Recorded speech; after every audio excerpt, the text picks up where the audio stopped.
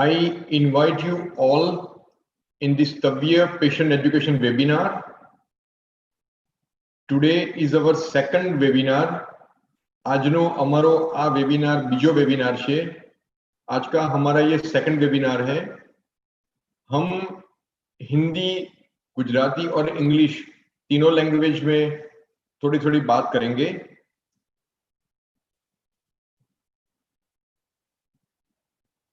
हमारा आज का वेबिनार का टॉपिक है osteoporosis.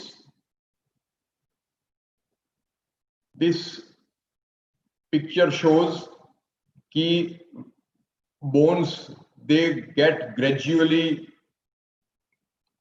decrease in the size, and probably the gentleman is talking to his wife mentioning कि आपकी हड्डियां पूरे घर में यहां वहां गिरी हुई है. क्या ऐसा कभी होता है? वेल, ऐसा कभी होता तो नहीं है, लेकिन हमें जानना जरूरी है कि ऐसा भी हो सकता है. હું મારા ઘરમાં તારા હાડકાં શોધી રહ્યો છું. મારા ડોક્ટરે મને કહ્યું કે આ ઉંમરે આવું થતું હોય છે. ખરેખર હાડકું છૂટા નથી પડતા, પણ ગળી જાય છે. આ વિડીયોમાં જોઈ શકીએ છીએ. આપણને બધાને આ વિડીયો જોઈને ડર લાગે કે શું આપણી પણ આવી પરિસ્થિતિ થશે? क्या हमारी भी ये कंडीशन हो सकती है? अगर हमें इसको नहीं होने देना है, if we really do not want this to happen to any of us, तो ये वीडियो जरूरी है, ये वेबिनार जरूरी है कि आप इनको अच्छे से देखो और इसके लिए जानकारी लो और सबको बताओ. हम ऑस्टियोपोरोसिस को साइलेंट किलर कहते हैं. साइलेंट किलर इसलिए कहते हैं कि ऑस्टियोपोरोसिस से हड्डी में से धीरे धीरे करके अंदर का जो चूना है वो निकल जाता है, और जैसे धीरे धीरे धीरे करके वो चूना निकलता है, हड्डी कमजोर हो जाती है. ऑस्टियो मीन्स बोन्स, हड्डी, और पोरस मीन्स छिद्राणु, मीन्स इट बिकम्स पोरस. जैसे डायबिटीज और ब्लड प्रेशर दोनों डिजीज जो होते हैं वो उम्र की वजह से होता है, ऐसी तरह ऑस्टियोपोरोसिस भी एक उम्र का ही रोग है. लेकिन इसके बारे में विस्तृत जानकारी सबको नहीं है, पूरी सोसाइटी में नहीं है. इसलिए हमने ये वेबिनार सिलेक्ट किया है और आज का हमारा सेकंड वेबिनार है, जिसके लिए हम आगे बात करेंगे, और हमारे डॉक्टर शिवानंद है वो इसके आगे बात करेंगे. हमारी टीम में काफी सारे डॉक्टर्स हैं. 5 हम स्पाइन सर्जन हैं, हमारे एक फेलो हैं, और हमारे फिजियोथेरापिस्ट की पूरी टीम है. 13 फिजियोथेरापिस्ट हैं. हमारी टीम में हमारी सीईओ मैडम है, और काफी सारे लोग इसमें काफी इंटरेस्ट से काम कर रहे हैं, और काफी सारे मीन्स एजुकेशन प्रोग्राम कर रहे हैं हम. ये पिक्चर बता रहा है कि हड्डी या किसी को एक्सीडेंट होता है तो जिस इंपैक्ट से एक्सीडेंट होता है उस इंपैक्ट के हिसाब से उसकी इंजरी होगी. लेकिन ऑस्टियोपोरोसिस में छोटा सा इंपैक्ट, छोटी सी इंजरी, छोटा सा गिर जाना और पूरी हड्डी का टूट जाना, वो बहुत बहुत कॉमन होता है. This is very commonly seen in day to day practice. Why do we really need to know about osteoporosis? Because now, as you know, osteoporosis उम्र का रोग है, जैसे मैंने बताया. लेकिन अभी तो WHO ने एज 65 से ज्यादा कर दिया है. इसके बाद में सोसाइटी में कहते हैं कि आपकी उम्र बढ़ गई, तो up to 65 you are considered as young. Ageing, आप किसी की उम्र क्या रोक सकते हो?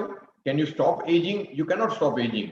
ये उम्र का रोग है. जैसी तरह ऑस्टियोपोरोसिस, डायबिटीज, ब्लड प्रेशर सबको होने वाला है. जैसे होता है हमारे सफेद बाल, जैसे होते हैं 42 इयर्स के बाद में स्पेक्स आना, प्रेस वायोपिया जिसको कहते हैं, तो वो सब चीजें काफी हर एक को होती है. किसी को जल्दी होती है, किसी को लेट होती है. सो इसके बारे में हमें एक बार ऑस्टियोपोरोसिस का डायग्नोसिस हो गया तो इसके बारे में एक बार जानकारी मिली कि ये है, तो फिर उसकी ट्रीटमेंट लाइफ टाइम होती है. जैसे डायबिटीज की ट्रीटमेंट लाइफ टाइम होती है, ब्लड प्रेशर की ट्रीटमेंट लाइफ टाइम होती है, हम लोग चश्मे पहनते हैं वो भी लाइफ टाइम होता है. इस तरीके से ऑस्टियोपोरोसिस भी लाइफ टाइम विकट रोग है. ये जानो 10 सेकंड में 8 सेकंड में, 3 सेकंड में, 5 सेकंड में कौन सी ऑस्टियोपोरोसिस है? तो वर्ल्ड वाइड जो होता है वो 3 सेकंड में एक फ्रैक्चर होता है। ऑस्टियोपोरोसिस हड्डी कमजोर होने की वजह से हर 3 सेकंड में पूरी वर्ल्ड में एक फ्रैक्चर होता है। तो जस्ट समझो कि कितना कॉमन है ये।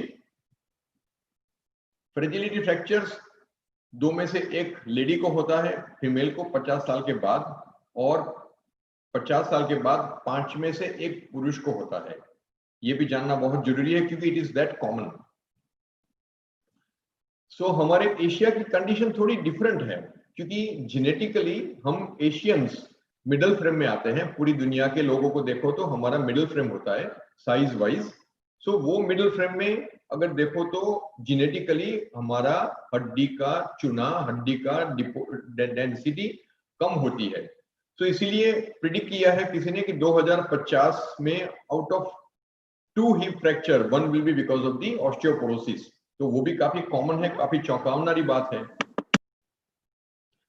सो हम इसके बारे में आज बात करेंगे, काफी सारे टॉपिक्स कवर करना पसंद करेंगे और इसके बाद में हम क्वेश्चन आंसर भी करेंगे। तो हमारी टीम में हम बात करेंगे पहले इसके परिस्थिति के हिसाब से, निदान करेंगे कैसे करना है, इसके क्या क्या कॉजेस हैं, क्या क्या लक्षण हैं इसके, फिर बाद में इसके लिए क्या करना चाहिए और बाद में कंक्लूजन आएगा और मेरे थोड़े बहुत एग्जांपल्स हैं। ये भी जानना बहुत जरूरी है कि फीमेल जो है उनका लाइफ 7 साल ज्यादा होता है पुरुष से, वो भी जानना जरूरी, इसीलिए फीमेल को ज्यादा अटेंशन रखना चाहिए ऑस्टियोपोरोसिस के बारे में। ये देखो, ये पेशेंट को था रिनल डिसीज और उसके बाद में उनकी हड्डी गल गई, इसकी वजह से उनको फ्रैक्चर हुआ। ये पेशेंट उम्र की वजह से फ्रैक्चर हुआ हड्डी का। ये पेशेंट तो यंग दिख रहा है लेकिन वो चल नहीं सकती थी, इसकी वजह से उनका हड्डी का चुना कम था, इसकी वजह से उनको फ्रैक्चर हुआ। और ये भी पेशेंट उम्र की वजह से हुआ है उनको फ्रैक्चर, और ये पेशेंट भी उम्र की वजह से हुआ है। और अगर ये देखो तो हमारे एक डॉक्टर के फादर है और अगर देखो तो उनको भी फ्रैक्चर हुआ है। सो फीमेल में भी होता है और पुरुष में भी होता है। हड्डी का जो चूना है वो ऐसे कम हो जाता है, जैसे पिक्चर में बताया कि हड्डी ऐसे ऐसे बहुत छिद्राणु हो जाती है। और हड्डी का अगर दूसरा देखो तो इमेज 3 डायमेंशन इमेज देखो तो ऐसी हड्डी गल जाती है और इसकी वजह से हड्डी का जो लोड लेना है वो थोड़े से लोड से हड्डी में फ्रैक्चर हो जाता है। और अगर आप देखो रेखा तो शायद वो पूरी जिंदगी एक्टिव रही तो शायद उनको कभी ऑस्टियोपोरोसिस होगा तो बहुत लेट होगा। सो हमें इसके बारे में ये सेंटेंस को याद रखना है, लव मी और hate me but think about me और रिमेंबर मी। મને પ્રેમ કરો કે તિરસ્કારો પણ મારા વિશે જાણો, વિચારો અને એને ખૂબ અગત્યની વસ્તુ છે કે જાણો, વિચારો અને બધાને જણાવો કે આ વસ્તુ શું છે।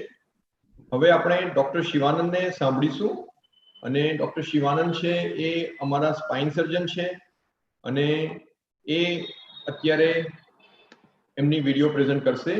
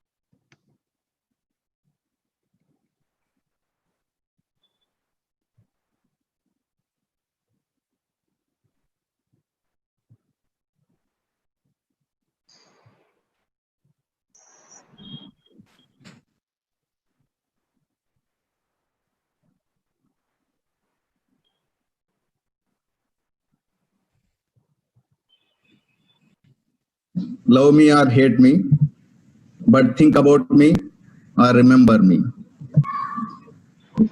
મને પ્રેમ કરો કે તિરસ્કારો પણ મારા વિશે વિચારો, મને ધ્યાનમાં રાખો। ऑस्टियोपोरोसिस। सो ये जो है ऑस्टियोपोरोसिस हम लोगों में देखते हैं, जितने लोगों को क्लिनिक में हम देखते हैं उनका इलाज करते हैं, ये टिप ऑफ आइसबर्ग जैसा होता है। बहुत कम लोग होते हैं जो डॉक्टर के पास आते हैं क्लिनिक में, उनका इन्वेस्टिगेशंस होता है और डायग्नोसिस होता है, उसके बाद उनका इलाज किया जाता है। लेकिन बहुत लोग समाज में और सबके फैमिली में ऐसे हैं जो अंदर छुपे हुए हैं, मतलब उनका बीमारी का कोई कारण, ऐसे सिम्टम्स नहीं होते हैं, कोई लक्षण, तो उनका जानकारी उनको पता नहीं होता है कि उनके अंदर, शरीर के अंदर भी ऑस्टियोपोरोसिस जो है उसका प्रोसेस चल रहा है। तो ये माना जाता है कि करीब 20 करोड़ लोगों में ऑल ओवर द वर्ल्ड, पूरा दुनिया में वो ऑस्टियोपोरोसिस का बीमारी कंटिन्यू चलता रहता है। और महिलाओं में हर 3 महिलाओं में हर 3 महिलाओं में 1 महिला और हर 5 पुरुषों में 1 पुरुष में ये ऑस्टियोपोरोसिस का फ्रैक्चर होने की संभावना रहता है। और जैसे हम भारत में देश में मान के चले कि एक स्टडी में ये बताया गया है कि ऑस्टियोपोरोसिस और ऑस्टियोपेनिया जो बीमारी है ये कुछ कम उम्र में ही शुरू होता है भारतीय लोगों में। और एक स्टडी में ये भी बताया गया है कि ये पुरुषों में करीब 25% और महिलाओं में करीब 42% तक ये बीमारी का होने का संभावना है भारत देश में। ये जो ऑस्टियोपोरोसिस का बीमारी है ये एक दीमक की जैसे है, जैसे चोर जैसे धीरे से घुस जाते हैं घर में, ऐसे दीमक के जैसे धीरे धीरे हड्डी में चलता रहता है। और ये पता नहीं चलता है कि हमें किस उम्र में ये शुरू हो गया है, कब शुरू हो रहा है। लेकिन हड्डी का जो है इनका कोई लक्षण नहीं होते हैं, सिम्टम्स नहीं होते हैं, तो दिन नित्य का जो काम करना होता है वो तो सब हर कोई कर लेते हैं, लेकिन अंदर से हड्डी जो है कमजोर बनता जाता है।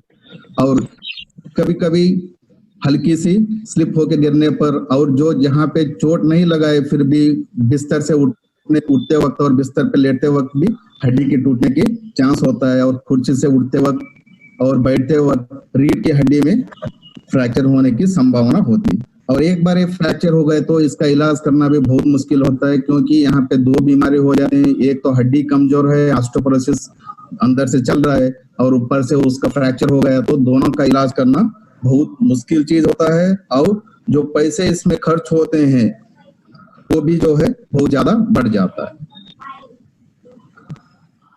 अगर हम मान के चले कि साइंटिफिक डेफिनेशन इसका क्या है, तो ये माना जाता है कि ये हड्डियों का एक बीमारी है, पूरा शरीर के हर हड्डी में चलता है, जिसमें जो है हड्डी का जो घनत्व, बोन मिनरल डेंसिटी, जो हड्डी का घनत्व होता है उसमें कमी होता है, और जो बोन का जो माइक्रो आर्किटेक्चर, बिल्डिंग स्ट्रक्चर होता है उसमें भी कमजोरी आ जाती है। तो ये मेनली होता है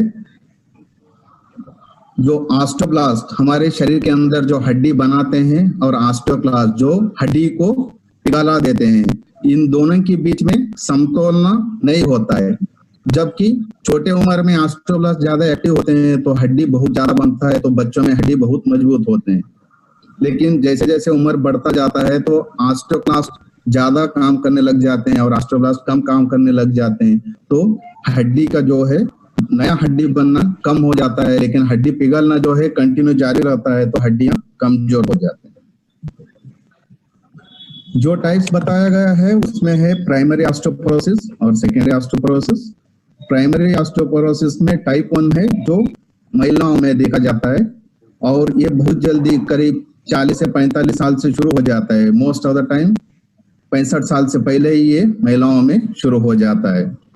और टाइप 2 ऑस्टियोपोरोसिस जो हर कोई में होगा, 2 महिला और पुरुषों में, लेकिन ये जैसे जैसे उम्र के हिसाब से होता है। और सेकेंडरी ऑस्टियोपोरोसिस का जो है बहुत एक बड़ा लिस्ट है, जिसमें देख सकते हैं कि हर चीज है इसमें। लाइफस्टाइल चेंजेस, जो सेडेंटरी लाइफस्टाइल होते हैं, ज्यादा चलते नहीं है, salt intake, smoking, alcohol, immobilisation, excessive thinness, ज्यादा वेट रिडक्शन करना भी एक जो है कारण होता है, जिसमें जो है बीएमडी कम हो जाती है। और कैल्शियम की low calcium intake, inadequate physical activity and excess vitamin A. इसके साथ में गैस्ट्रोइंटेस्टाइनल डिसऑर्डर्स हैं, हेमेटोलॉजिकल डिसऑर्डर्स हैं, दूसरे एंडोक्राइन डिसऑर्डर्स है। ये सभी जो है मिलके कोई भी बीमारी इसमें से आएगा तो ये हड्डियों को कमजोर बना सकती है। ये एल्डरली पॉपुलेशन में ये बहुत जो विकलांगता, प्राण हानि और विकलांगता में ये कंट्रीब्यूट करता है। और जैसे जैसे हम मान के चलते हैं कि आजकल लोगों की जो है आयु बढ़ रहा है, तो उसके साथ में ज्यादा लोग जो एल्डरली पीपल 65 और 70 साल के ऊपर वाले देखने को मिलेंगे, तो ये ऑस्टियोपोरोसिस का बीमारी का इंसिडेंस भी जो है नंबर्स ज्यादा बढ़ते जाएंगे। और जो जैसे मैंने बोला, ये ऑस्टियोपोरोटिक फ्रैक्चर का ट्रीटमेंट का कॉस्ट बहुत ज्यादा होता है और आगे चल के जो ये मेजर पब्लिक हेल्थ प्रॉब्लम होने की संभावना है। और आजकल पहले मेल ऑस्टियोपोरोसिस पुरुषों में ऐसा माना जाता था कि हड्डियां एकदम मजबूत रहते हैं, लेकिन आजकल ऐसा नहीं है। अभी पुरुषों का भी 65 साल के बाद हड्डियां कमजोर होने की संभावना है और उसको भी एक स्पेशल कंसिडरेशन दिया जा रहा है। और इसका ऑस्टियोपोरोसिस का कोई सिम्टम्स नहीं होते, कोई परेशानी नहीं होता है, तो इसका डायग्नोस करना बहुत मुश्किल होता है। और इसमें एक ही चीज है जो डायग्नोस करके बोल सकते हैं, वो है डेक्सा स्कैन। तो इस बीमारी के लक्षण होते हैं, ये फोटो आप देख सकते हैं, एक कपल का फोटो है जो पहले की कम उम्र में महिला और पुरुष का हाइट देखिए, और दूसरे फोटो और जैसे जैसे उम्र बढ़ता जाएगा तो आप देख सकते हैं कि महिला का हाइट में घटौती आ गया है। तो आजकल ये माना जाता है कि जैसे कोई सिम्टम्स नहीं है, कोई परेशानी नहीं है, रोज का काम कर रहे हैं, फिर भी ये परेशानी है, तो जो हाइट की घटौती जो है, ये जो एक चीज है हमें बताता है कि अंदर हड्डियों में ऑस्टियोपोरोसिस का बीमारी चल रहा है। तो जब इनके एक्सरे निकाले तो पता चला कि इनमें रीढ़ की हड्डियों में बहुत 2-4 हड्डियों दबी हुई थी, फ्रैक्चर हुआ था। तो ये जो है ये कारण होता है हाइट की घटने की। तो उनका जब स्कैनिंग करवाया गया तो डेक्सा स्कैन किए, बाकी सब ब्लड रिपोर्ट्स तो उनका नॉर्मल थे। जब डेक्सा स्कैन करवाया तो उनका टी स्कोर बहुत ही कम था और वो सीवियर ऑस्टियोपोरोसिस में आ रहा था। जैसे आप देख सकते हैं यहाँ पे रेड लाइन में जो है ये जो डॉट है रेड एरिया में यहाँ पे दिखाई दे रहा है उनका टी स्कोर। सो ये जो मेनली जैसे हमने बोला कि ऑस्टियोपोरोसिस के कोई स्पेसिफिक सिम्टम्स नहीं होते, लेकिन हल्की सी गिरने पर, खड़े होने से नीचे गिरने पर, अब बिस्तर पे उठते वक्त, सोते वक्त ये फ्रैक्चर होने की संभावना रहता है। अगर ये एक बार रीढ़ की हड्डी में वर्टिब्रल फ्रैक्चर हुआ है तो उनको ये माना जाता है कि 5-fold increase in the subsequent vertebral fracture, तो दोबारा 5 गुना उनका हड्डी दोबारा टूटने का संभावना है। और 3 गुना जो है दूसरे हड्डी, जो कूल्हे की हड्डी और कलाई की हड्डी टूटते हैं, उनका टूटने की संभावना होती है। तो हम ये वर्टिब्रल इमेजिंग, जैसे हम एक्सरे और सीटी स्कैन लेते हैं, हमारे करवाते हैं, तो ये कब करवाना चाहिए वर्टिब्रल इमेजिंग, कोई सिम्टम्स है तो ये माना जाता है कि historical height loss of more than 4 centimetre, अगर 4 सेंटीमीटर या 1.5 इंच से ज्यादा हाइट में कमी हो गई है, जो उनका पीक हाइट जब उनके 20 साल पे था, अभी वो 60 साल पे या 45 साल 50 साल पे 4 सेंटीमीटर से ज्यादा हाइट में कमी हो रही है, तो वो जाके एक बार टेस्ट करवा लेना चाहिए। और प्रोस्पेक्टिव हाइट ऑफ 2 सेंटीमीटर, अगर पिछले हाइट का भी 1-2 साल पहले हाइट देखे थे, अभी की हाइट में 2 सेंटीमीटर से भी ज्यादा कमी है, तो वो लोग भी ये वर्टिब्रल इमेजिंग या एक्सरे या बीएमडी करके एक बार देखना चाहिए। और जो लोग कोई भी बीमारी, रूमेटॉइड आर्थराइटिस और कोई और जोड़ों की बीमारी की वजह से लॉन्ग टर्म ग्लूकोकॉर्टिकोइड स्टेरॉइड टैबलेट ले रहे हैं, तो भी ये जरूरी बनता है कि एक बार ये टेस्ट करवा के देखें। और स्पेसिफिकली कब हमें ये डेक्सा स्कैन या बीएमडी का देखना चाहिए? जब कमर दर्द, जनरलाइज्ड वीकनेस या हड्डियों में दर्द हो रहा है, ये सभी कारण से ये बीएमडी नहीं करवाना चाहिए। बीएमडी तो 3 चीजों के लिए किया जाता है। ये है मेनली की डायग्नोसिस, ऑस्टियोपोरोसिस का डायग्नोसिस करने के लिए, क्योंकि WHO का जो डेफिनेशन है उसमें बीएमडी करके टी स्कोर कैलकुलेट करना बहुत जरूरी है क्लासिफिकेशन के लिए। और assessment of the fracture risk, जो टैक्स टूल है उसमें बीएमडी चाहिए, जो बोलता है कि आगे चल के 5 या 10 साल तक इस साल कोई भी आदमी में फ्रैक्चर होने का कितना संभावना है। And to measurement of the BMD change, अगर पहले एक बार बीएमडी हुआ है, उनका ट्रीटमेंट पे हैं और 1 साल के बाद उनके बीएमडी में कितना चेंजेस आए हैं, कितना इम्प्रूवमेंट हुआ है देखने के लिए भी ये जो है बीएमडी किया जा सकता है। ये फ्रैक्चर रिस्क असेसमेंट टूल है जो ऑनलाइन है। अगर आप गूगल में ट्रैक्स बोल के टाइप करेंगे तो अपने आप ये वेबसाइट में खुल जाएगा। उसमें आपको जाके यहाँ पे इंडिया का चुनेंगे तो इंडिया का फ्लैग आएगा, this is for Indian population, हमारे लोगों के लिए। और आगे चल के मैंने यहाँ पे हमारा जो सव्या में मशीन है उस मशीन का नाम यहाँ पे स्पेसिफिक डिफरेंट नाम दिए गए हैं, उसमें फॉलोजिक, तो ये नाम सेलेक्ट करना है। और उसके बाद ये फिमरल नेक का बीएमडी का जो ग्राम्स पर सेंटीमीटर स्क्वायर है ये वैल्यू एड यहाँ पे डाल के कैलकुलेट क्लिक करेंगे तो आपको कैलकुलेट करके आपको फ्रैक्चर रिस्क बता देगा कि आगे चल के आपको कितना फ्रैक्चर होने का किसी भी आदमी को उम्र के हिसाब से। तो इसमें रिस्क फैक्टर्स में आप देख सकते हैं कि मेनली एज, सेक्स, वेट और हाइट भी लिया गया है, और कोई प्रीवियस फ्रैक्चर है क्या आपके पास वो देखा जाएगा, और किसी भी उनके माता और पिता में कोई हड्डी टूटा हुआ था पहले, कभी हिप कूले की हड्डी, वो देखा जाता है, और करंट स्मोकिंग, ग्लूकोकॉर्टिकॉइड ट्रीटमेंट ले रहे हैं क्या, और रूमेटॉइड आर्थराइटिस है। तो ये सभी चीज है, इन चीजों के लिए भी बीएमडी बहुत जरूरी है। और कुछ चीज जहाँ पे बीएमडी कर सकते हैं उनका है कि क्लिनिकल रिस्क, जो हमने देखा जो फ्रैक्स इसमें है ऑप्शंस, अगर कोई हाई रिस्क ऑप्शन ये है रिस्क फैक्टर है तो तब भी हम करवा सकते हैं। या fragility fracture after the age of 40 year, 40 साल के बाद कोई हल्की सी गिरे हैं, फ्रेजिलिटी फ्रैक्चर उसको बोलते हैं, जो बिना मेजर ट्रॉमा के हिसाब से हल्की सी गिरने पर होती है, तब करवाना चाहिए। और दूसरा कोई मेडिकेशन चल रहे हैं तब कर सकते हैं। और मेजर वेट लॉस है, अगर कोई 10% से भी ज्यादा बॉडी वेट रिडक्शन किए हैं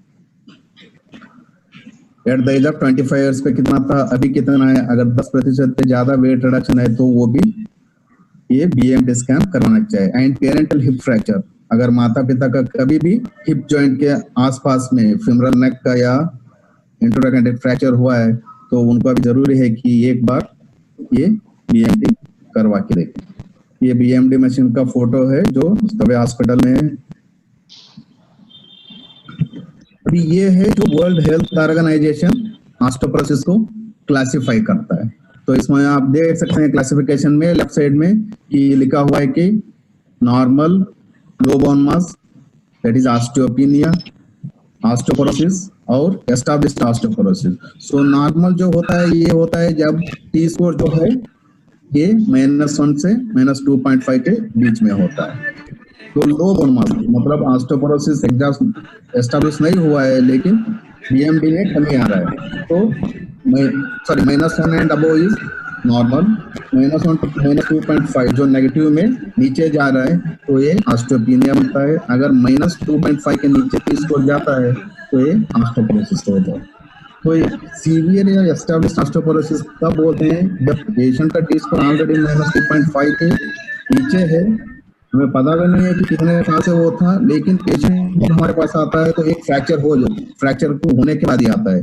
तो पेशेंट को हमको presence with fracture is called as severe या एस्टैब्लिश्ड ऑस्टियोपोरोसिस। तो ये जो बीएमडी का ग्राफ है इसमें हम देख सकते हैं 3 कलर हैं, ग्रीन, येलो और red. So green indicates normal, तो ये जो व्हाइट डॉट है, अगर ये व्हाइट डॉट कहीं पे भी ग्रीन कलर में मिलेगा तो ये माना जाएगा कि ये नॉर्मल। और जो येलो में है तो ये बॉर्डर लाइन है, एज ए वार्निंग साइन है ऑस्टियोपेनिया। और जो रेड में रहेगा नीचे यहाँ पे तो ये इसका मतलब है कि ऑस्टियोपोरोसिस जो है डायग्नोस हो चुका WHO के हिसाब से। और ये 3 लाइन में जो बीच का लाइन है ये नॉर्मल है, ऊपर का लाइन ये 2 स्टैंडर्ड डिविएशन और ये नीचे का 2 स्टैंडर्ड डिविएशन मान के चलते हैं, जिसमें ऑलमोस्ट 95% ऑफ द पॉपुलेशन आ जाता है। आप देख सकते हैं कि 60 साल के बाद अगर यहाँ पे रेड ऑस्टियोपोरोसिस भी है तो ये नॉर्मल माना जाता है। जैसे उम्र के हिसाब से जो हमारा बीएमडी कम हो जाता है हमारा एक्टिविटी के हिसाब से, तो 60-65 साल के बाद ऑस्टियोपोरोसिस तो होना ही है, लेकिन हमें इसका इलाज करना जरूरी है और हमें देखना है कि कोई फ्रैक्चर ना हो जाए इस टाइम पे। अगर फ्रैक्चर होगा तो उसका इलाज बहुत मुश्किल होता है। सो ऑस्टियोपोरोसिस जो है ये प्रोग्रेसिव डिसीज है, मतलब चलता ही रहेगा। इसका करीबन इलाज करने के बाद भी ये रुकने वाला नहीं है। कभी आप देख सकते हैं कि नीचे का रीढ़ की हड्डी टूटा था, यहाँ पे सीमेंट डाल दिए हैं, लेकिन उसके ऊपर वाला वर्टेब्रा जो है फ्रैक्चर हो गए वीकनेस की वजह से, और इसमें नीचे वाला हड्डी और यहाँ पे नीचे ऊपर हड्डी ठीक है पिछले हड्डी के, लेकिन दूर एक हड्डी जो है वो भी दब गया है। तो ये कभी भी चालू रहता है, तो इसका ट्रीटमेंट बहुत जरूरी होता है। तो हमने अब तक देखा कि ऑस्टियोपोरोसिस क्या है, कैसे डायग्नोस किए जा सकते हैं, और अब देखेंगे इसका इलाज में, ट्रीटमेंट में क्या ऑप्शंस है। दवाई के बिना ये जो है हम कैल्शियम और विटामिन डी, ये जो माना जाता है कि डाइटरी सप्लीमेंट्स, तो इनको लेते रहना है। वेट बेयरिंग एक्सरसाइजेस करते रहना है ताकि मसल स्ट्रेचिंग हो जाएगा, हड्डियों पर स्ट्रेस आता रहेगा, तो नया हड्डी बनने का ये जो प्रोसेस है वो जारी रहेगा। और एक्सरसाइज करना बहुत जरूरी है। स्मोकिंग बंद कर देना चाहिए, और अल्कोहल और कॉफी कैफीन जो है कम कर देना चाहिए। अल्कोहल तो बंद ही कर देना चाहिए। और फॉल प्रिवेंशन टेक्निक, तो ये देखना बहुत जरूरी है कि जो एल्डरली पीपल है, घर में बुजुर्ग लोग, उनको गिरने का अवॉइड करने का सभी जो प्रोसेस है वो कर देना चाहिए। इनका ट्रीटमेंट का जो गोल है एक ही है कि जो हड्डी टूटे नहीं, तो हमें देखना है कि हड्डी को टूटने का कैसे कम कर सकते हैं। इसमें दो तरीके की दवाई आते हैं। एक तो एंटी रिजॉर्बिव, जो हड्डी को पिघलना कम कर देते हैं, वो है बिस्फोसफोनेट्स, ईस्ट्रोजेंस और डेनोसोमैब। जो हड्डी को बनाता है वो अब तक एक ही दवाई है, वो है टेरिपेराटाइड। तो जो हड्डी का पिघलना, जो रिजॉर्प्शन कम करते हैं, उनमें मेन आजकल का जो दवाई है जो सबसे नया है वो है जोल्ड्रोनिक एसिड। ये जो है, जब ये जोल्ड्रोनिक एसिड इंजेक्शन या टैबलेट फॉर्म में लेते हैं, ये जाके हड्डियों में बैठ जाता है, ऑब्जॉर्ब हो जाता है। और जब ऑस्टियोक्लास्ट सेल्स आके हड्डियों को पिघलाने लग जाते हैं, तो ये ऑस्टियोक्लास्ट सेल में जाता है, और इसकी वजह से ऑस्टियोक्लास्ट सेल डिसॉल्व, मेल्ट हो जाते हैं। तो ये 5 मिलीग्राम एज इंजेक्शन हर साल में एक बार ये इंजेक्शन दिया जाता है। और ये इंजेक्शन देने के बाद ये माना गया है कि जो है 6.7% का इंक्रीज इन बीएमडी होता है लंबर स्पाइन पे, और 5% का increase in BMD femoral neck level पे होता है, और करीब 70% नया फ्रैक्चर की कमी हो जाती है। मतलब there is reduction in the incidence of new fracture, 70% in lumbar spine and 40% at femoral neck. So इसके जोलेंटेनिक के साइड इफेक्ट्स होते हैं, थोड़ा हल्का सा बुखार जैसा लगना, और बॉडी पेन, मायल्जिया, जोड़ों में दर्द होना, करीब 2-3 दिन तक हल्का सा हेडेक जैसा रहता है, और कभी हमें रीनल फंक्शन को मॉनिटर करना पड़ता है। कभी कभी कैल्शियम की कमी हाइपोकैल्शियम में हो सकता है, और ऑस्टियोनेक्रोसिस ऑफ द जॉ, ये बहुत रेयर है, लेकिन कभी कभी ये हो सकता है। और इसके जोल्ड्रोनिक एसिड जिनको हाइपर सेंसिटिविटी है या क्रिएटिनिन क्लियरेंस 30 ml से कम है, और जो गर्भवती महिला है, और जो नर्सिंग मदर जिनके छोटे बच्चे हैं, इनमें ये नहीं दिया जाता है। और जो जोलेंटेनिक जिस पेशेंट को देते हैं, उनको साइमल्टेनियसली दूसरा बिस्फोसफोनेट दवाई नहीं देना चाहिए। जो दूसरा दवाई बहुत इफेक्टिव दवाई है वो है टेरिपेराटाइड। ये पैराथर्मोन का एनालॉग है। ये हर रोज सुबह जैसे इंसुलिन से इंजेक्शन देते हैं, वैसे सबक्यूटेनियस इंजेक्शन में 20 माइक्रोग्राम्स का प्री फिल्ड डोजीमीटर पेन आता है, तो उससे दिया जाता है। यूजुअली हम मानते हैं कि जो ये पैराथर्मोन है, ये हड्डी से कैल्शियम निकालने की काम करता है नॉर्मल पर्सन्स में। लेकिन अब यही टेरिपेराटाइड पैराथर्मोन का अलग है, जो हड्डियों में कैल्शियम डिपॉजिट करने में मदद कर रहा है। ये इसलिए होता है कि ये माना गया है कि जब ये टेरिपेराटाइड को सुबह एक इंजेक्शन, हर रोज सुबह एक इंजेक्शन देते हैं, तो इसको बोलते हैं पल्सटाइल डोजिंग। तो ये पल्सटाइल डोजिंग अर्ली मॉर्निंग जब इंजेक्शन देते हैं, इसका डोज सडन पीक में ऊपर जाके नीचे आता है, उस टाइम पे ये ऑस्टियोब्लास्ट को स्टिमुलेट करता है और नया हड्डी बनने में मदद करता है। इसी एक फिनोमेना पे ये जो है टेरीपैराटाइड को थेरापेटिकली यूज किया जा रहा है। और टेरीपैराटाइड देते वक्त हमको सीरम कैल्शियम और पैराथर्मोन का मॉनिटर करना पड़ता है। ड्यूरिंग जब ट्रीटमेंट चल रहा है, इंजेक्शन एक बार शुरू किए तो सीरम कैल्शियम, यूरिनरी कैल्शियम और सीरम यूरिक एसिड का मॉनिटर करते रहना चाहिए। और इसके कॉन्ट्राइंडिकेशंस में है जो भी, अगर कोई भी कैंसर है उनको स्केलेटल मैलिग्नेंसीज या प्राइमरी हाइपरपैराथायरॉयडिज्म है, ऑलरेडी उनका है पैराथायरॉयड हार्मोन का लेवल बहुत ज्यादा बढ़ गया है, हाइपरकैल्शियूरिया, और बच्चे लोगों में जहाँ पे हड्डी का बढ़ने का प्रोसेस चालू रहता है, और जो प्रियर रेडियोथेरेपी लिए हैं किसी भी बीमारी के लिए, उनको ये टेरीपैराटाइड नहीं दिया जाता।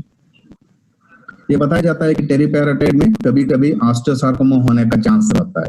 ये देखा गया है ऑस्टियोसार्कोमा हो सकता है, लेकिन ये हुआ था मेल और फीमेल रैट्स में, चूहों में, वो भी कब 3 से 60 गुना ज्यादा ड्रग देने पर, जो हम 20 माइक्रोग्राम ह्यूमन्स में आदमियों में देते हैं, उससे भी 3 से 60 गुना ज्यादा देने पर चूहों पे हुआ था। तो ये माना जाता है कि रिस्क है, लेकिन रिस्क उतना ज्यादा नहीं है। तो पेशेंट को हम बेनिफिट्स और रिस्क दोनों समझ के हमें डिसाइड करना है कि ये हाई रिस्क पेशेंट है कि लो रिस्क पेशेंट है, इसमें दे सकते हैं।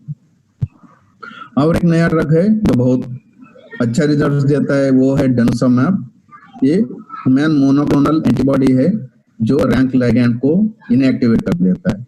ये एक इंजेक्शन 60 मिलीग्राम का सबक्यूटेनियस हर 6 महीने पे देना होता है। और इसके साथ हमें बहुत कैल्शियम और विटामिन डी सप्लीमेंट्स देना भी बहुत जरूरी है। करीब 2 हफ्ते से 1 महीना पहले ही हम कैल्शियम और विटामिन डी के सप्लीमेंट शुरू कर सकते हैं, उसके बाद ये इंजेक्शन दे सकते हैं, क्योंकि इसके देने के बाद सडन कैल्शियम की कमी होने का संभावना है। इसका कॉमन साइड इफेक्ट्स होते हैं back pain, extremity pain, musculoskeletal pain, hypercholesterolaemia, cystitis, upper respiratory tract infection, I don't know new malignancies मैंने ज्यादा इसमें देखा नहीं है क्या होते हैं, sciatica, bone pain, anaemia, abdominal pain, rash, tiredness, weakness, headache, ऐसे नॉर्मल जो जनरलाइज्ड सिम्पटम्स है ये रह सकते हैं 2 से 3 दिन तक।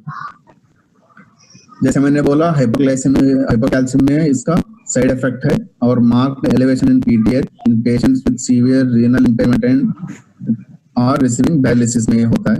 लेकिन एक चीज कहना बहुत जरूरी है कि अगर ये डिसकंटिन्यू करेंगे उसके बाद तुरंत मल्टीपल वर्टिब्रल फ्रैक्चर्स होने का चांस रहता है, क्योंकि एकदम ऑस्टियोक्लास्ट जो इनएक्टिवेट थे, जो नए ऑस्टियोक्लास्ट आएंगे वो एक्टिवेट हो जाएंगे और हड्डी को पिघलना शुरू करेंगे। तो इस ग्राफ में हम देख सकते हैं कि ये जो रेड ग्राफ है ये जो है डेनुसोमैब का है। तो जैसे ही शुरू किया तो इसका बीएमडी बढ़ रहा है, लेकिन एक बार जब बंद करेंगे तो तुरंत बीएमडी गिर जाएगा। तो इस टाइम पे यहाँ पे 36 मंथ्स पे यहाँ पे फ्रैक्चर होने का बहुत ज्यादा चांस रहता है। तो लेकिन हम देख सकते हैं कि बिस्फॉस्फोनेट्स अल्टरनेट जो येलो लाइन है वो एक बार जो बीएमडी को ज्यादा बढ़ाएगा, लेकिन उसके बाद रेसिडुअल इफेक्ट रहता है, बहुत दिन तक वो मेंटेन रहेगा। लेकिन डेनुसोमैब में वैसा नहीं रहता है। डेनुसोमैब बंद करने से पहले हमें दूसरा बिस्फॉस्फोनेट्स या टेरीपैराटाइड दवाई को शुरू करना बहुत जरूरी होता है। ये 2 नए ड्रग्स हैं अभी ट्रायल्स में जो चल रहे हैं। Sclerostin is the cytokine in body which inhibits bone formation. तो romosozumab ये जो है ये बनाया जा रहा है ये to inhibit the secreted protein sclerostin. तो sclerostin bone formation को inhibit करता है, तो ये monoclonal antibody sclerostin को inactivate करने के लिए है। और abaloparatide it is a lab made copy of part of human parathyroid hormone which parathormone related protein का एनालॉग है जो भी टेस्ट किया जा रहा है। इस ग्राफ में हम देख सकते हैं कि कौन सा ड्रग कहां पे एक्ट करता है। मेनली जो हम बोल रहे थे डेनुसोमैब जो है ये पर्पल कलर का एरोज हैं जो त्रिशूल जैसा है, तो ये रैंक लिगैंड होता है जो ऑस्टियोब्लास्ट पे प्रोडक्शन होके ब्लड में आता है और जाके बैठता है यहाँ पे ऑस्टियोक्लास्ट पे।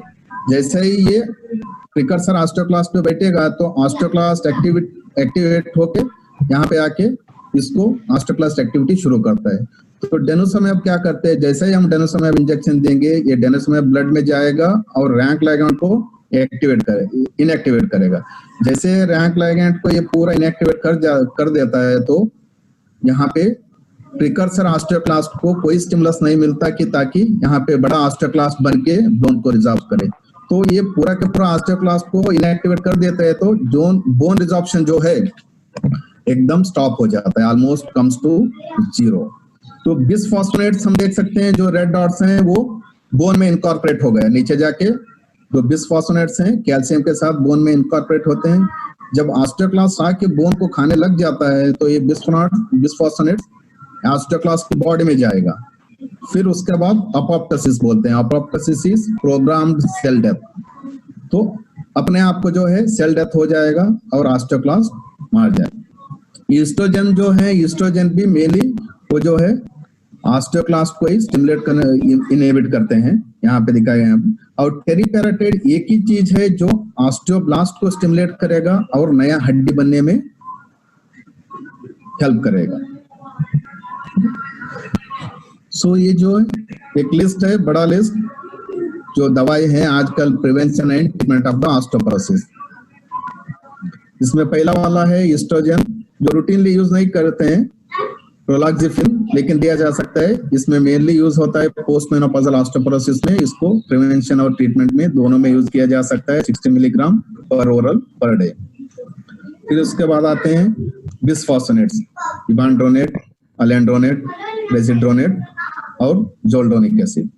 तो ये दोनों दो बिसफॉस्फोनेट्स हमने देखा, ये ऑस्टियोक्लास्ट को अपोप्टोसिस कर देते हैं।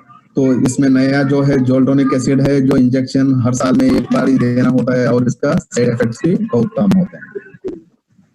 और उसके साथ स्ट्रोंसियम ग्रैन्युलेट, ये एक दवाई है जो पर ओरल या टैबलेट लेना होता है, लेकिन रूटीनली हम यूज नहीं कर सकते हैं, लेकिन ये भी बहुत अच्छा रिजल्ट है, इसको भी दे सकते हैं। और टेरिपेराटाइड 20 मिलीग्राम सबक्यूटेनियस ट्रीटमेंट और प्रिवेंशन के लिए भी दे सकते हैं। और लास्ट दवाई है जो डेनोसोमेब है। ये एक चार्ट है, इसमें हम देख सकते हैं कि ये दवाई का असर कहाँ पे होता है, वर्टिब्रा पे होता है, नॉन वर्टिब्रल रीजन पे होता है या हिप रीजन पे होता है। तो हम देख सकते हैं कि अलेंड्रोनेट, रेजिड्रोनेट, जोलेंड्रोनिक एसिड, डेनोसोमेब, इबानड्रोनेट, टेरिपेराटाइड सब है। लेकिन जब इफेक्ट में आते हैं तो हम देख सकते हैं कि पहले के 4 दवाई तीनों जगह पे अच्छा काम करते हैं, हेल्प करते हैं, लेकिन टेरिपेराटाइड वर्टिब्रल और नॉन वर्टिब्रल फ्रैक्चर रिड्यूस करने में हेल्प करता है, लेकिन हिप पे इसका कोई असर नहीं होता है। लेकिन डेनोसोमेब जैसे हम देख सकते हैं तीनों जगह पे अच्छा असर करता है। आजकल का नया चीज है ये कॉम्बिनेशन थेरेपी और सीक्वेंशियल थेरेपी, जैसे भरत सर बोलते हैं कि हम एक या 2 दवाई शुरू कर सकते हैं साथ साथ में, ताकि इफेक्ट एडिटिव रहेगा, और उसके बाद स्विच कर सकते हैं 2-3 साल के बाद दूसरे दवाई पे, और वो दवाई 2-3 साल के लिए देना है और फिर स्विच कर सकते हैं। इन दोनों के बीच में हर ड्रग का एक ड्रग हॉलिडे होता है। ये माना जाता है कि कोई भी दवाई 2-3 साल देने के बाद उसमें 1 या 2 साल का रेस्ट देना चाहिए, दूसरे दवाई को शिफ्ट हो जाना चाहिए, फिर वापस आके वो दवाई दे सकते हैं। सो लास्ट में हम ये मान सकते हैं कि ऑस्टियोपोरोटिक फ्रैक्चर जो है ये बहुत सब्सटेंशियल बर्डन करता है मॉर्बिडिटी और मॉर्टेलिटी पे कोई भी पर्सन पे, और ये प्रिवेंट करने वाली बीमारी है। हाई रिस्क इंडिविजुअल को हम आइडेंटिफाई करके इन्वेस्टिगेट करके डायग्नोस करके अच्छी इलाज देंगे तो ये जो फ्रैक्चर होते हैं ऑस्टियोपोरोटिक फ्रैक्चर उनको प्रिवेंट किया जा सकता है। अच्छे ड्रग्स हैं एंटीरिजॉर्प्टिव और एनाबॉलिक ड्रग्स, और कॉम्बिनेशन थेरेपी देने से ये बहुत अच्छी तरह से ऑस्टियोपोरोसिस को हम रोक सकते हैं।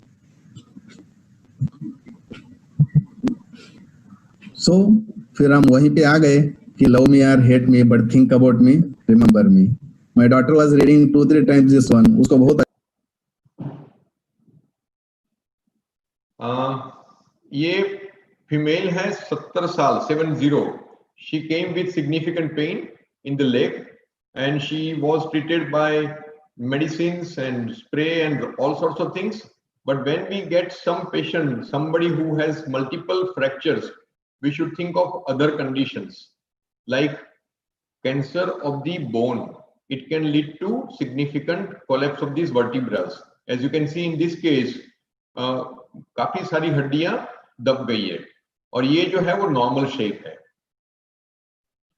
उसको काफी कुछ ट्रीटमेंट दिया, काफी कुछ मेडिसिन दिया. बाद में अगर देखो तो डेक्सा स्कैन में रेड सभी जगह दिख रहा है, रेड में ही है सब. लेकिन उनको काफी समय के बाद कन्विंस करके उनको टेरिपेरेटल इंजेक्शन दिया, जो डॉक्टर शिवानंद ने बताया कि वो काफी अच्छे रिस्पॉन्स आते हैं पेशेंट्स में और इनका काफी कुछ रिजल्ट अच्छा मिला. उनका बायोप्सी भी किया जस्ट टू मेक श्योर कि वो कैंसर नहीं है, बोन कैंसर, ब्लड कैंसर. और इसके बाद में अगर देखो तो वो काफी अच्छे से रिस्पॉन्स किया उन्होंने. लेकिन एक बात जैसे डॉक्टर शिवानंद ने बताया कि एक बार हम टेरिपेरेटल इंजेक्शन देते हैं तो सबको जानना बहुत जरूरी है कि टेरिपेरेटल इंजेक्शन के बाद जो पेट में लगाते हैं वो सुई लगाने के बाद जब बंद कर देते हैं तो इसके बाद में दूसरी गोली शुरू करना चाहिए जिसको कहते हैं बिस्फोस्फोनेट, जो हम खाली पेट देते हैं.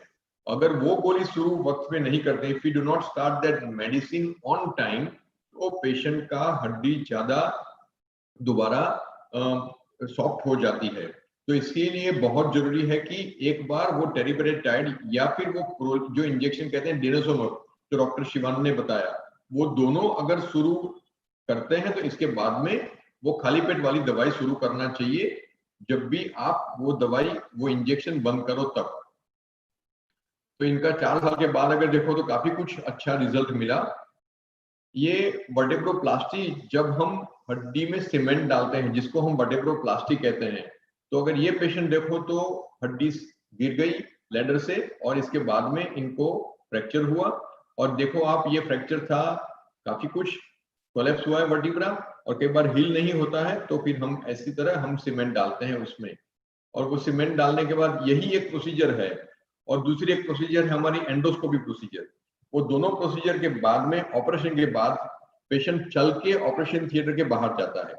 जब भी पेशेंट को थिएटर में ले जाते हैं तो वो पेशेंट स्ट्रेचर पे जाता है, लेकिन जब प्रोसीजर खत्म हो जाती है तो यही एक प्रोसीजर है कि सीमेंट डालने के बाद पेशेंट का पेन तुरंत चला जाता है और पेशेंट को ऑपरेशन थिएटर से चल के बाहर हम ले जाते हैं. तो this is the only procedure where patient walks out of the operation theatre. So इसका साथ का हमारा फोटो है. तीसरा केस है वही केस है कि जिसमें हम हड्डी फ्रैक्चर हुई, देख सकते हैं आप 12 नंबर की हड्डी फ्रैक्चर हुई, 12 नंबर की वर्टिब्रा फ्रैक्चर हुई. इसके बाद में हमने उसमें भी सीमेंट डाला, लेकिन वो वक्त पे अगर नहीं डालते हैं तो ज्यादा कोलैप्स हो जाती है. तो ये पेशेंट को दोनों पैर में पैरालिसिस की इफेक्ट आई थी, इसलिए हमने स्क्रू डाला और इसके बाद में हमने स्क्रू के बाद में हमने उनको हड्डी मजबूत करने का इंजेक्शन, गोली वगैरह सब देते हैं और इसके बाद में हड्डी मजबूत हो जाती है. तो हड्डी मजबूत होने के बाद पेशेंट की कंडीशन काफी अच्छी हो जाती है. ये फोटो आपको इसलिए रखा है कि हमारे एनेस्थेटिस्ट हैं, उनकी मदर हैं और आप देख सकते हो वो जो ग्रीन कलर की जो है वो उसको उनको वर्टेब्रोप्लास्टी किया था और वो 80 इयर्स की एज में भी अच्छे से डांस कर रही है, वो उनके बेटे के मैरिज में. सो वो वर्टेब्रोप्लास्टी है वो इतना अच्छा रिजल्ट देती है. लेकिन अभी वर्टेब्रोप्लास्टी का जो रेट है वो काफी कम हो गया है क्योंकि सबकी अवेयरनेस बढ़ गई है और वक्त पे ट्रीटमेंट देते हैं, वो इंजेक्शन लगाते हैं तो हड्डी ज्यादा दबती नहीं है और वर्टेब्रोप्लास्टी की जरूरत नहीं होती है.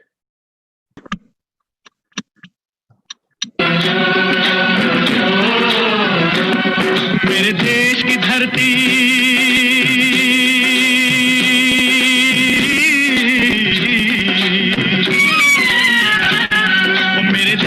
धरती सोना उगले उगले हीरे मोती, मेरे देश की धरती.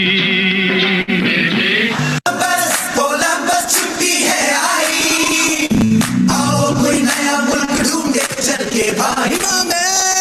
कोलंबस कोलंबस छुट्टी है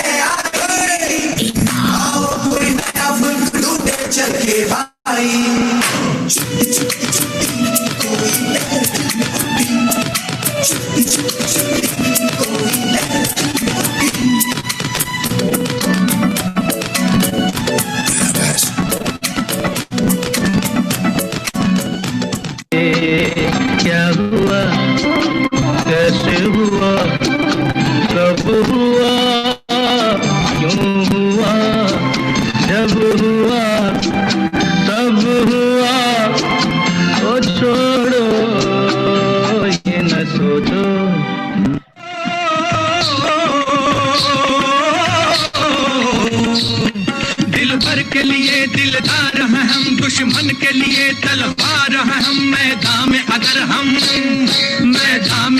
हम डट जाएं, मुश्किल है कि पीछे हट जाएं।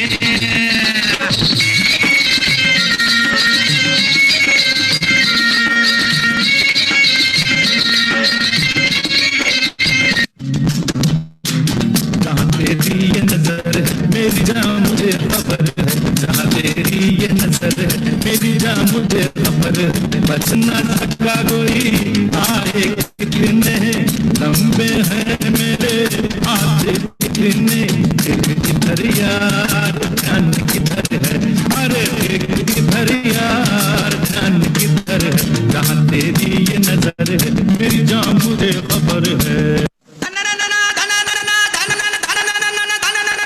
सबने सुना रे,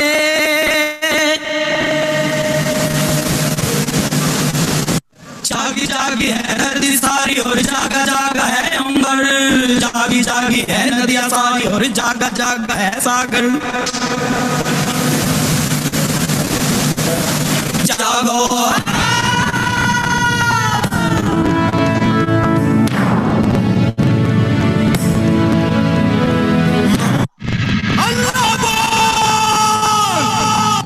आज न छोड़ूंगा तुझे, तूने क्या समझा है मुझे, आज न छोड़ूंगा तुझे, तूने क्या समझा है मुझे।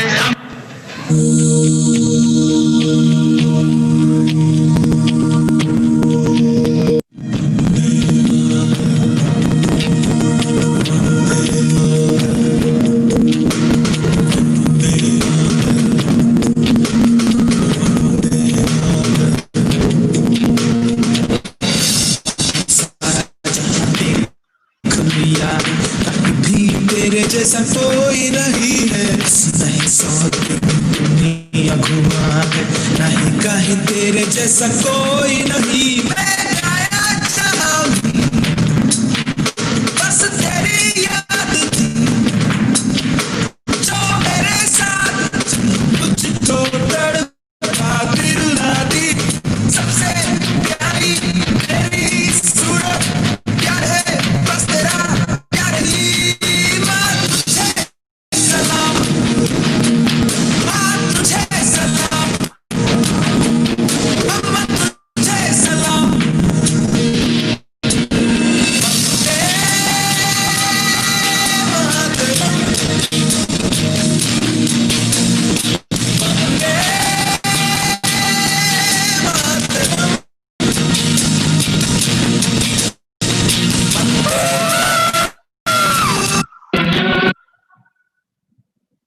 इस तरीके से हम लोग काफी सारी एक्टिविटीज करते हैं in order to educate our patients and in order to bring the interest in this disease. ये जो आपने वीडियो देखा वो वीडियो हमारी हॉस्पिटल कोरियोग्राफी अमिता ने किया है, और जो गांधी बाबू थे वो मिरांत था। हमारी वीडियो जो है उसमें सबसे पहले हम लोग पेशेंट्स के क्वेश्चन आंसर्स लेते हैं, बाद में हम लोग वीडियो प्ले करते हैं। पूरा का पूरा थीम बनाया है बिरजू व्यास ने। इस तरीके से हम लोग 3-4 थीम लेके ये फंक्शंस, ये जो ड्रामा है वो करते हैं। हमने ये ड्रामा राजपीपला और कपड़वंश दोनों टाउन में किया हुआ है, वो दोनों हमारे होम टाउन है। So this is how we spread this news and spread this awareness of osteoporosis in the public and in the society. And this is one of our humble attempt to increase the awareness as well. We have written books. This one was written by Mirant, and this is also another edition which was also written by Mirant, and Birju has also helped us, and Payal also has helped us. So all these activities, they are being done at Xavier, and as a sort of awareness, we keep on working on this.